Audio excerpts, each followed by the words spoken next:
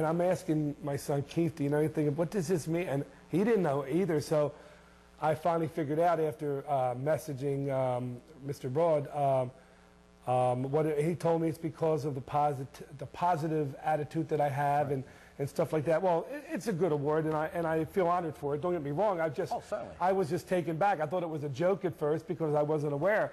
But like you and I, Joe, and the people out there don't know the kind of relationship you and I have. We're very close, and we always tell a joke. We're twin brothers from different mothers.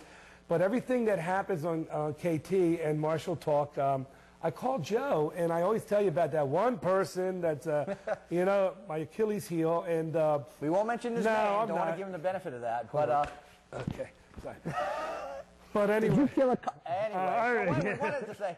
But you know, again, you have been very prolific on the boards, and you know, again, I know a lot of people who frequent those things will look at and say, you know, he has his own way, his own attitude. But that's one of the beauties of dealing with Mr. Elmer and dealing with his system and his art. So my final question today, obviously, is what does the future hold for ACKKS, the American Chinese Kenpo Karate System? Well, I just want to. Well, I was going to mention a couple other things, but I'm going to leave that alone.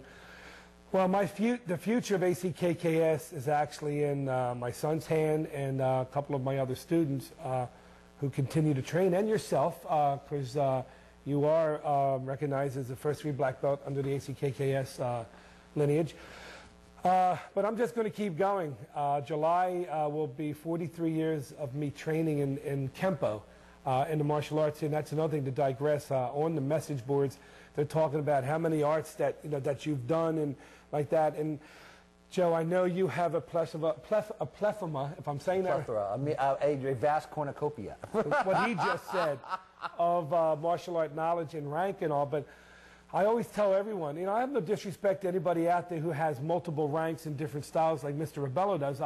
If I don't like somebody, I do not associate myself with them. Sure. And I get up from a movie if I don't like it and leave. But I associated myself with Mr. Rebello because of the interesting, I think we covered that the last time in the Chinese restaurant.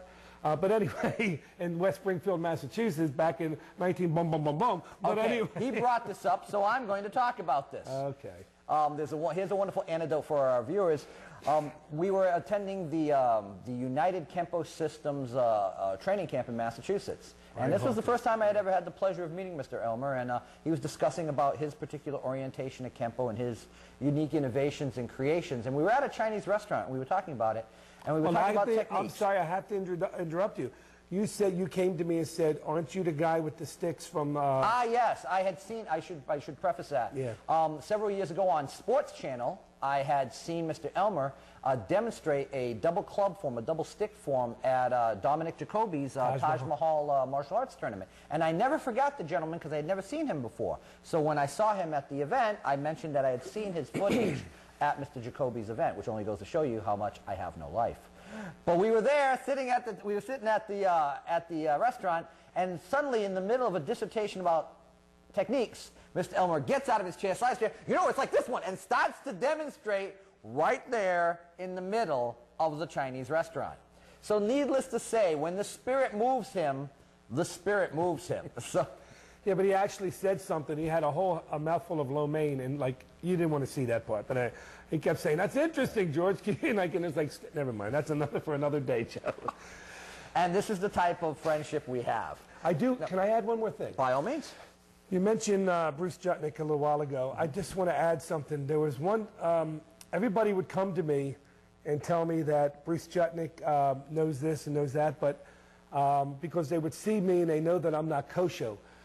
And I don't do the Kosho system, the old pine tree system from Matosi that these guys do. And I said, no. I said, I came from Tracy's to Parker and ACKKS, which I developed. Now, and they said, well, you know, some of his students would come over to me, well, you know, Hanshi Jutnick is the 23rd or... I believe the 23rd descendant, For James Matosi. Direct lineage with James Matosi. Right, and Kosho Kenpo. And that's what he does. And I'm like, no, it's not. That's not what he does. I said, do you think that your teacher, Bruce Jutnick, knows that? Yeah, I said, he knows that, but he knows a lot more. Right. So what happened was, at the gathering in Pottsville, after the that was at the banquet. And I walked over to the bar, and Bruce Jutnick was there, not inferring that he was drinking. I don't mean to say that, but we were just relaxing at the banquet. And we stood in a corner, and we started talking about the old days in Kenpo.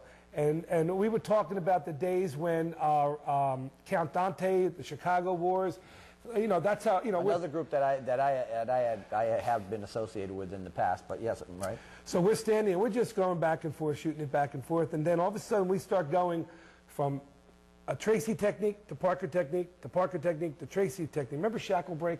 Mm-hmm. We were doing shackle break. I was doing breaking the bridge, breaking the yoke or drawbridge.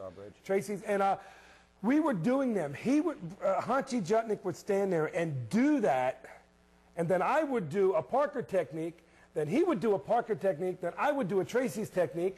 Then we went back 5 different times, and then I did an ACKKS technique, crossing the blades. And he says to me, that looks just like 5 swords almost. Yeah. Almost. So the point is, and all his students were over in the corner. When we got done, they dared not walk over to us because they didn't know what was going on in their mouths. Joe, if there's a Lord, jaw hanging open. They were like that. And that little icon on Kenpo Talk with the eyes and the mouth? Okay. And that's what they looked like. And later on, Tony and the rest of the guys would say, wow, I didn't know he knew it.